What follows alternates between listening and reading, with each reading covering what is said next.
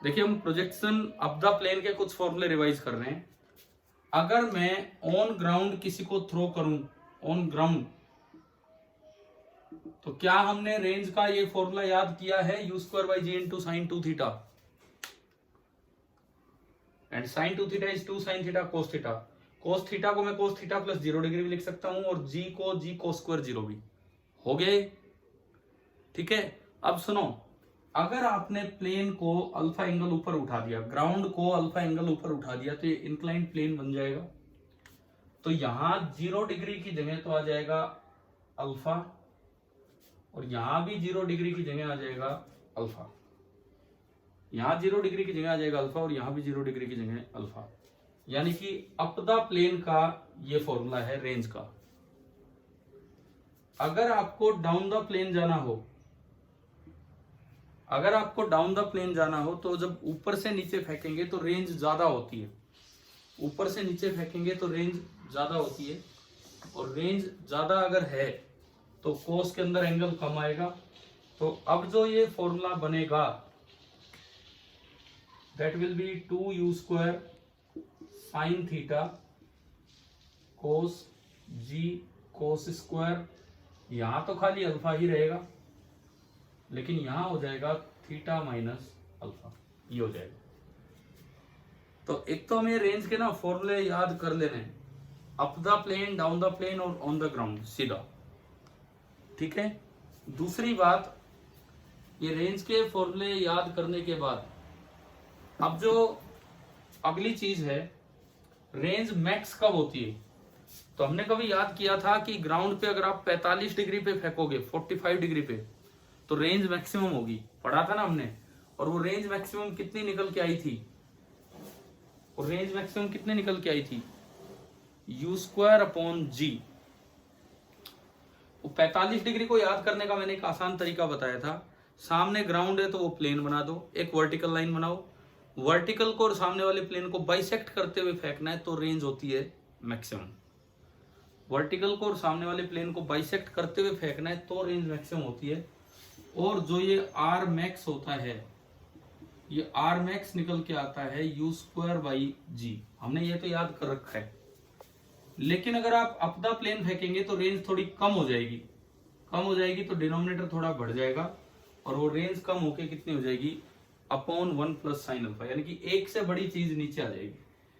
कब, जब आपने इसको, इस एंगल को बाइसेक्ट करते हुए फेंका, तो इस एंगल को बाइसेक्ट करते हुए फेंका तो ऐसा होने वाला है। और अगर आप डाउन द प्लेन फेंकेंगे तो जो आर मैक्स होगी वो थोड़ी बढ़ जाएगी, यू स्क्वायर बाई जी से ज्यादा हो जाएगी, तो एक से छोटे फैक्टर से आपको डिवाइड करना होगा। तो अब वो आर मैक्स हो जाएगी u square by g into sine upon 1 minus sine alpha.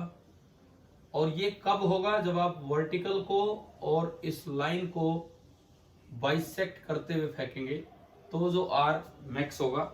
और R max on plane ground होता है u square by g, up the plane फेंकते हो तो यू स्क्वायर बाई जी, लेकिन नीचे एक और एक से बड़ी चीज 1 plus sine alpha. Down the plane फेंकते हो तो यू स्क्वायर बाई जी, लेकिन नीचे एक से छोटी चीज यानी कि 1 माइनस साइन अल्फा। पहले मुझे आप ये बताओ कि आपको तीनों फॉर्मूले, plane ground, up the plane, down the plane, क्या तीनों चीजें यूज होगी हैं, याद होगी हैं, क्या है क्या नहीं। हाँ भाई, फॉर्मूले याद करने बहुत जरूरी हैं, हो गए हैं कि नहीं।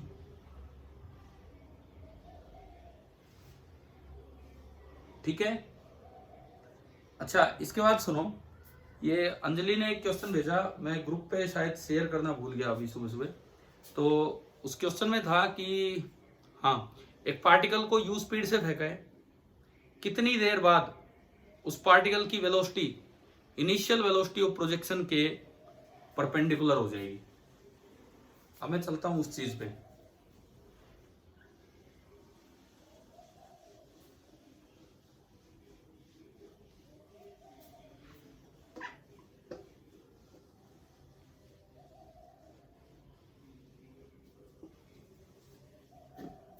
देखो, एक पार्टिकल को आपने थ्रो किया, ये एक्स एक्सिस, ये वाई एक्सिस, यहां से आपने थ्रो किया विद अ स्पीड यू, और ये इसका पाथ रहा। इनिशियल वेलोसिटी ऑफ प्रोजेक्शन इस लाइन में है, t इक्वल टू 0 पे आपने थ्रो किया, किसी समय t बराबर t नोट पे उसकी वेलोसिटी इनिशियल वेलोसिटी की डायरेक्शन के परपेंडिकुलर हो रही है। तो आपको टाइम निकालना है कि क्या होगा। कैसे निकालते हैं बताओ? ये टाइम निकालना है तो कैसे निकालें हम ये टाइम?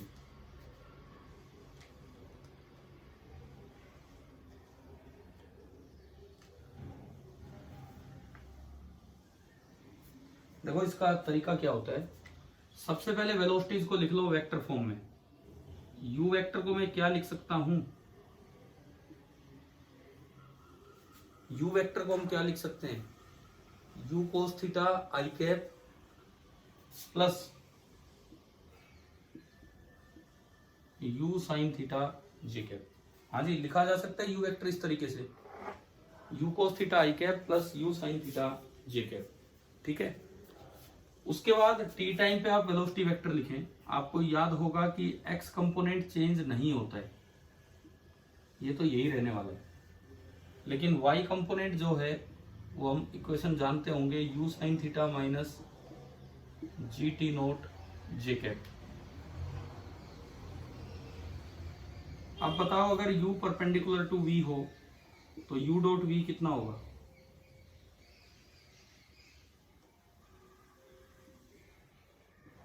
हाँ भाई बताओ, u परपेंडिकुलर टू v है तो u डॉट v कितना होगा? 0। डॉट प्रोडक्ट कीजिए, कोस को i से तो u square cos square theta plus इसको इससे तो एक u square sine square theta minus u sine theta into g t nought और इक्वल टू 0। ये पूरा इकट्ठा होके बना u square minus u sine theta into g t nought is equal to 0। तो टी नोट निकल के आ रहा है u square upon u sine theta into g. एक u से u गया तो टी नोट निकल के आया u upon g sine theta. पहले तो ये बताओ, क्या ये समझ आ गया है क्या यहां तक? हाँ भाई, क्लियर है यहां तक? ठीक है। लेकिन इसमें हमें एक चीज और चेक करनी होती है, t nought should be less than और equal to time of flight. पता लगा कि टाइम ऑफ फ्लाइट इससे कम है, फिर तो ये टकरा लिया ग्राउंड पे, उसके बाद थोड़ी ये परपेंडिकुलर होगा। टाइम ऑफ फ्लाइट होता था 2u साइन थीटा बाई जी। इसका मतलब u upon g sine theta should be less than और equal to 2u sine theta by जी।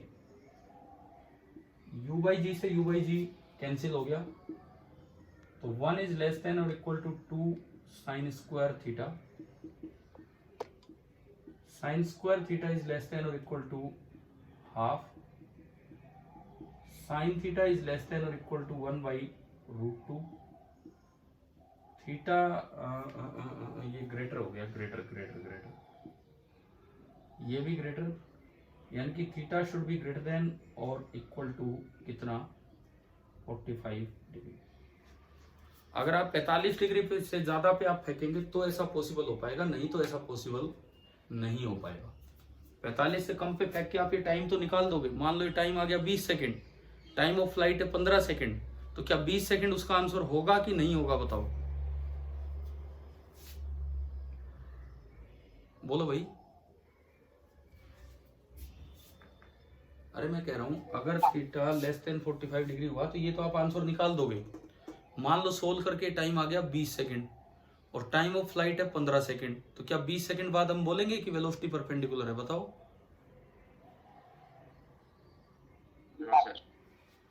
बिल्कुल नहीं होगा, है ना? क्या ये पॉइंट आपको समझ आ गया है क्या?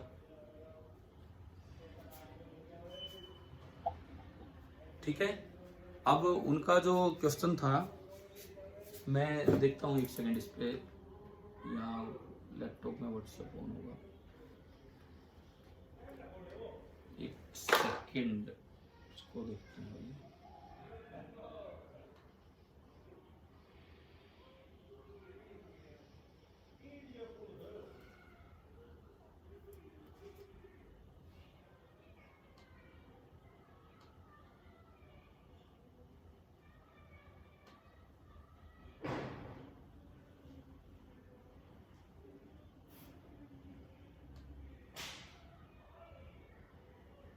मैं भेजता हूँ आपके ग्रुप पे एक बार ना, ये देखो आप करके, ये अंजलि ने भेजा है, और इससे इसका ना आंसर निकालिए, फिर मैं उनका अगला डाउट भेजूंगा।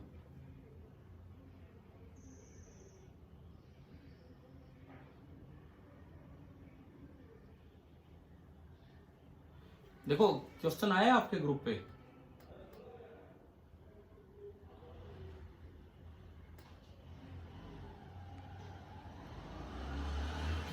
हाँ भाई एक बार बताओ यार, ग्रुप पे कोई सवाल आया है क्या?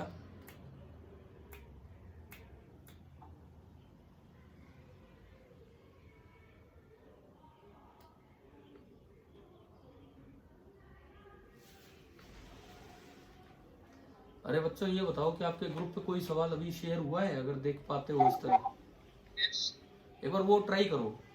ये अंजलि ने भेजा है ये डाउट, एक बार आप ट्राई कीजिए कि इसका क्या बन रहा है। एक चीज का ध्यान रखना, उसमें 60 डिग्री एंगल किसके साथ दिया है?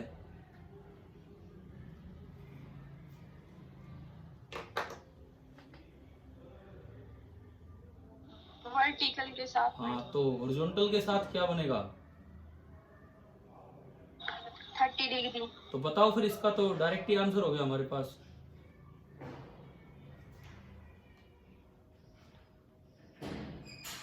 क्या ये पॉसिबल है?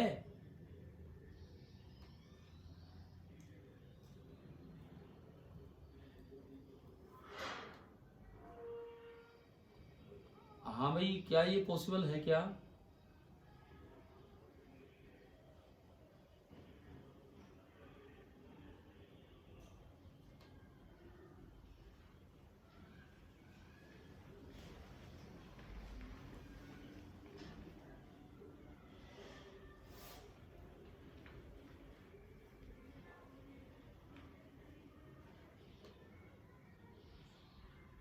अरे बोलो यार, क्या ये पॉसिबल है क्या?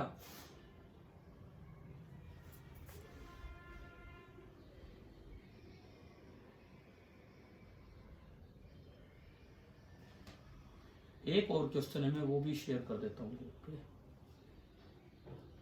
जो इन्होंने भेज रखा है।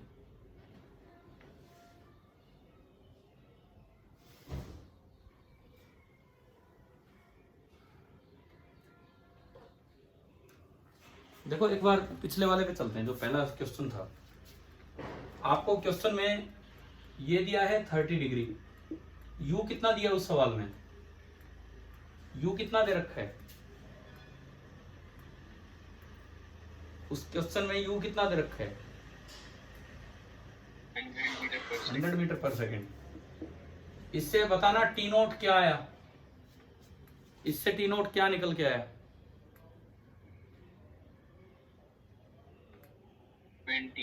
20 सेकेंड। अब मान लो कोई बच्चा इतना ही करके आता है तो आंसर दे आएगा 20 सेकेंड, और 20 सेकेंड उसमें एक ऑप्शन भी मिलेगा अगर वो एमसीक्यू बन के आया। अब अगर आपने ये चीज पढ़ रखी है तो हमें पता है कि ये तो तभी पॉसिबल है जब थीटा 45 डिग्री से बड़ा हो या बराबर हो, और इस पर्टिकुलर क्वेश्चन में थीटा कितना है? 30 डिग्री, यानी कि एक भी समय ऐसा पॉसिबल नहीं होगा। तो अगर उसमें 20 सेकंड कोई ऑप्शन है तो गलत हो जाएगा। अब आप एक बार इस क्वेश्चन का टाइम ऑफ फ्लाइट निकालें, एक बार इस क्वेश्चन में ये बताएं टाइम ऑफ फ्लाइट क्या है।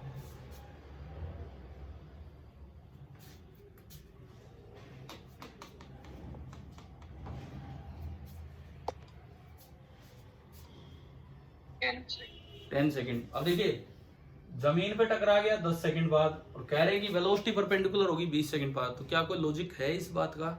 इसका मतलब वो कभी भी परपेंडिकुलर नहीं होगी इन एयर। क्या ये पॉइंट क्लियर हो गया है? ठीक है। एक और अब सेकंड क्वेश्चन देखना, उन्होंने जो भेजा मैंने आपके ग्रुप पे शेयर कर दिया है, दूसरा सवाल वो भी देखिए आप।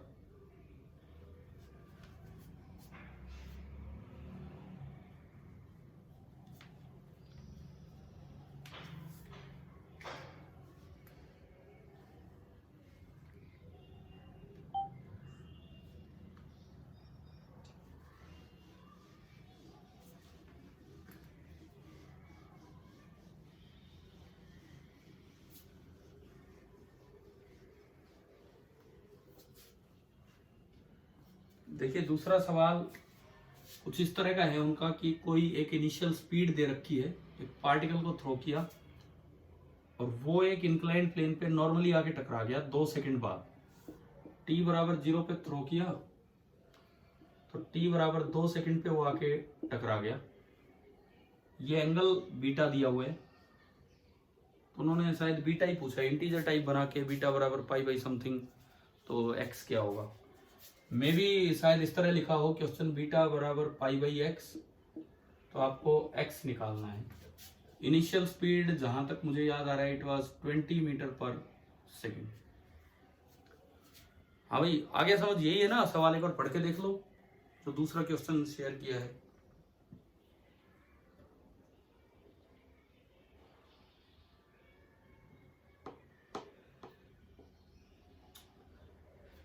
सेकंड क्वेश्चन आपने पढ़ा?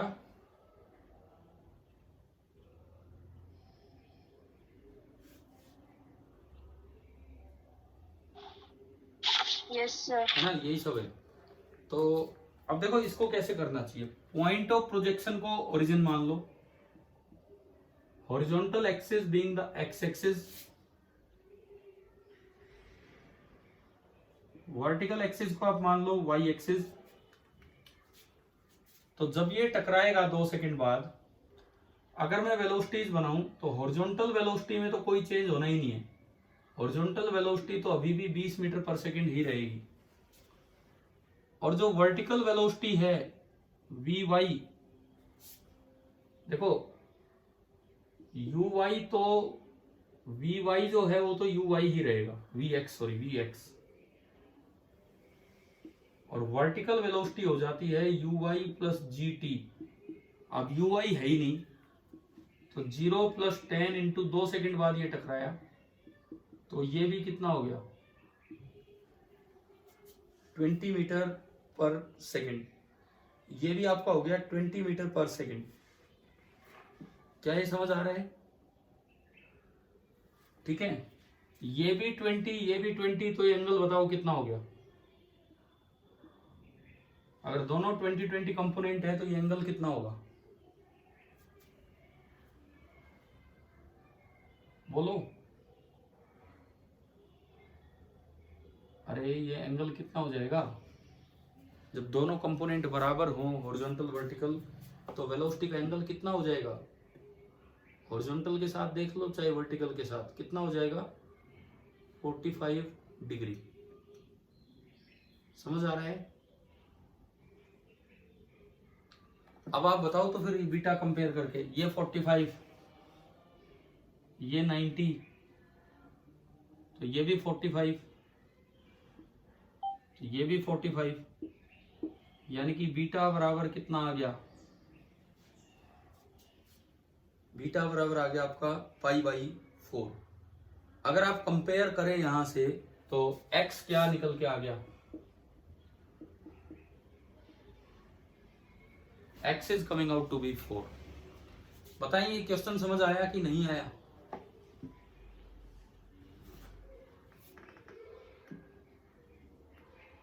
हाँ भाई क्लियर हो गया सभी को ये वाला क्वेश्चन? Yes sir. ठीक है, अब देखो इस टाइप से, जैसे ये परपेंडिकुलर वाला जो कॉन्सेप्ट आज वो जो पूछा था उस सवाल में, इस तरह का मैं एक और क्वेश्चन इस पे लेता हूं। एक टावर से एक बॉल को हॉरिजॉन्टली फेंका विद वेलोसिटी v1 u1, उसी समय हॉरिजॉन्टली एक और को फेंक दिया विद वेलोसिटी u2। बताना है कितनी देर के बाद दोनों की वेलोसिटीज एक दूसरे के परपेंडिकुलर होगी। मान लो ये वेलोसिटी होगी v1 एट t बराबर t नोट, और ये वेलोसिटी होगी v2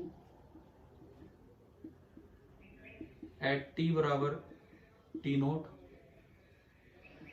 तो ये t नोट बताना है कि कब ये दोनों परपेंडिकुलर होंगे। टी नोट बताना है कि कब ये दोनों परपेंडिकुलर होंगे।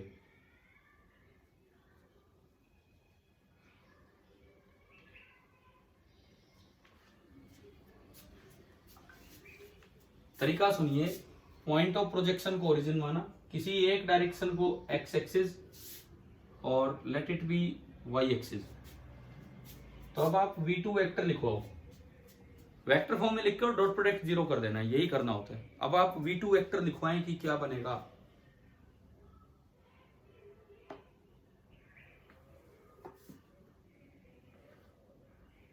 हाँ जी, v2 वेक्टर क्या बनेगा। x कंपोनेंट तो चेंज ही नहीं होगा, u2 i cap plus y initial 0 और t नोट टाइम बाद g t note j cap. बताओ v2 लिखना आ गया कि नहीं।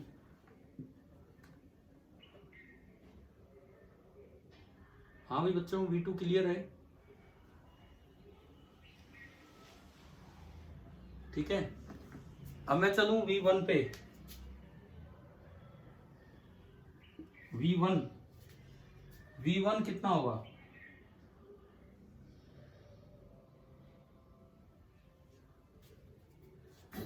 बोलो, लिखो यार, बोलिए v1 कितना होगा। माइनस यू हाँ, आई कैप, ये पीछे की तरफ फेंका है तो माइनस u1 आई कैप, आगे जी टी नॉट। हाँ, अगर v1 परपेंडिकुलर है v2 के, तो इसका मतलब है कि v1 डॉट v2 आप कितना कर दीजिए, 0। तो कीजिए इसको 0, i को i से multiply, minus u1 u2 plus g square t nought square is equal to 0। अगर आप यहां से टी नोट निकालते हैं तो टी नोट कितना निकल के आ रहा है।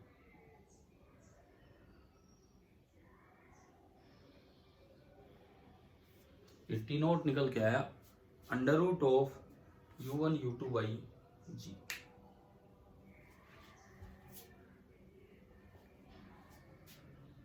हाँ भी बताओ, इस तरह की चीजें समझ आ गई हैं क्या।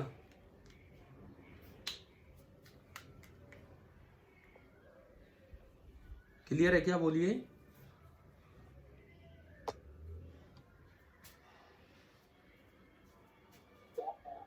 ठीक है, हटाता हूं मैं इसको।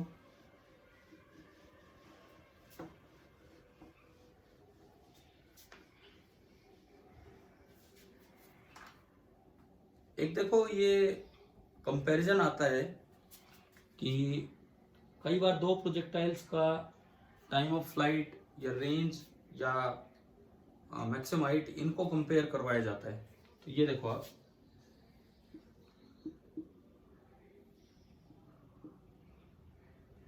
एक मैंने ये प्रोजेक्टाइल लिया u1 θ1, इसका ये कंपोनेंट ux1 और ये कंपोनेंट uy1, ये कोस ये साइन, x y, अगेन आपने फेंका u2 θ2, अब ये वाला कंपोनेंट u2x और ये वाला कंपोनेंट u2y, ये दो आपके कंपोनेंट्स हो गए।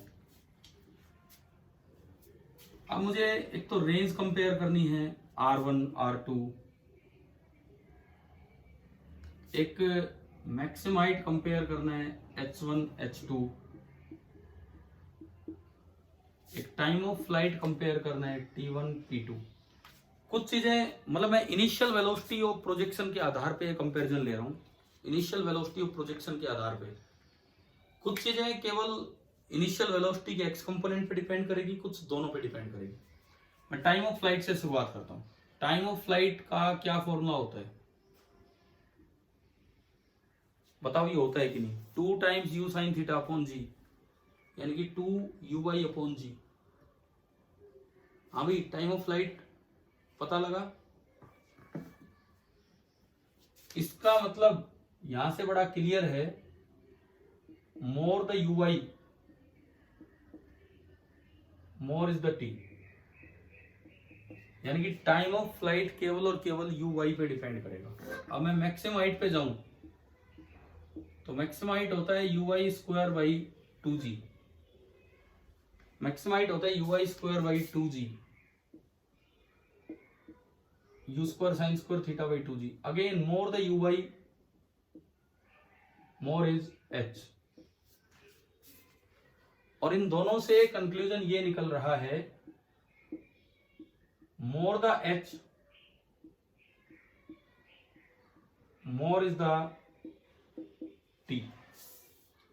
मान लो एक जगह 2 प्रोजेक्टाइल्स को थ्रो किया, एक ये प्रोजेक्टाइल है, प्रोजेक्टाइल नंबर 1, एक ये प्रोजेक्टाइल है, प्रोजेक्टाइल नंबर 2।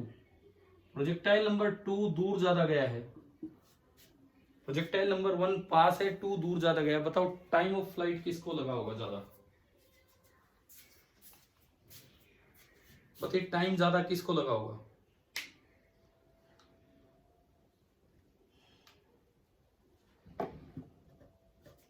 हाँ भाई बोलो। Fine. जिसकी एच ज्यादा है, जिसका एच ज्यादा है उसका टाइम भी ज्यादा होगा। तो आप डायरेक्ट इनको कंपेयर कर सकते हैं।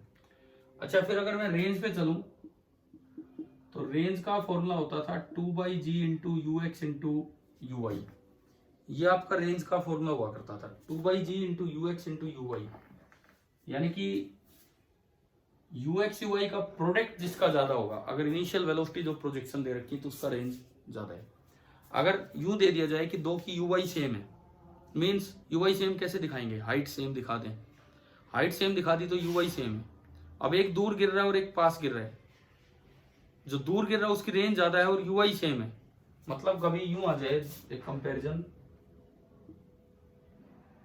एक ये वाला प्रोजेक्टाइल है और एक ये वाला प्रोजेक्टाइल है, 1 2, 1 और 2 का यू वाई कंपेयर करो, 1 और 2 का यू वाई कंपेयर करो, सेम है। अब 1 और 2 का यू एक्स कंपेयर करो,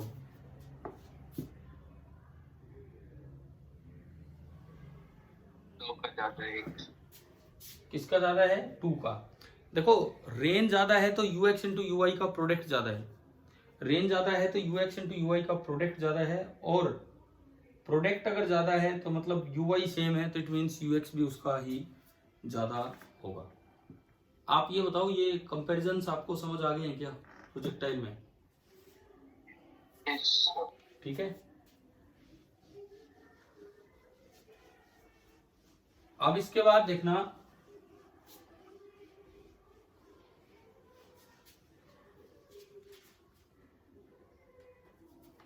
कई बार इक्वेशन देते हैं, इक्वेशन ऑफ पाथ, y बराबर कुछ इस तरह का दे दिया, ax minus b x square, suppose ये दे दी। कई बार वेलोसिटी दे देते हैं, let some p i cap plus q minus r t j cap, ये दे दिया। यहां से भी रेंज बताओ क्या होगी, और यहां से भी रेंज बताओ क्या होगी in terms of constants a b p q r. इस तरह का आ गया, कोई न्यूमेरिकल वैल्यू नहीं दी ना, हमें जी बताया, किसी प्लेनेट पे ये मोशन हो रहा है। हाँ ये श्योर है कि x axis is horizontal axis and y axis is vertical axis, ये दिया होगा। X axis is horizontal axis and y axis is vertical axis, ये आपको दिया होगा इसमें।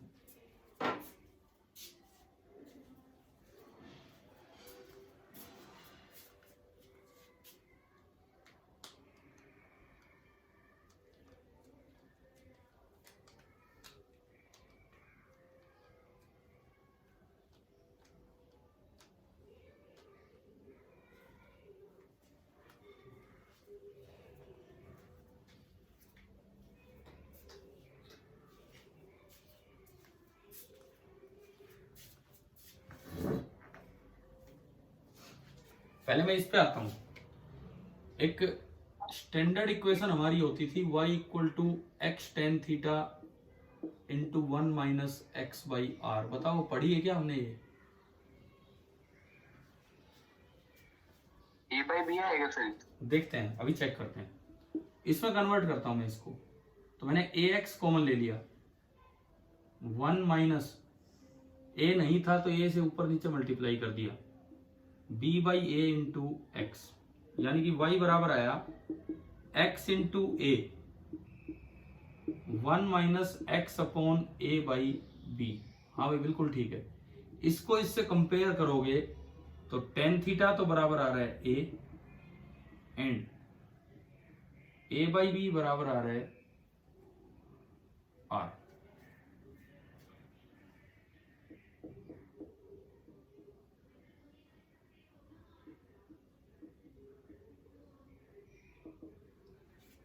ठीक है, हम क्या देख रहे हैं? To determine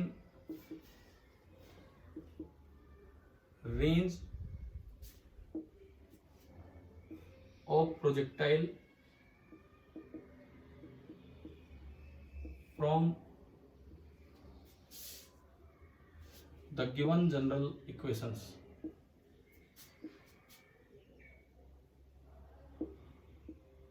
from the given general equations. तो सबसे पहले तो हमने ये देखा इधर वाला पार्ट। अब आप दूसरी साइड चलो, बी पार्ट पे आप देखिए कि कैसे होगा। हम इस क्लास को कंटिन्यू नहीं कर रहे हैं अभी, है ना? बी पार्ट और करो फटाफट। देखो ये ux दिख गया p, p into q by are.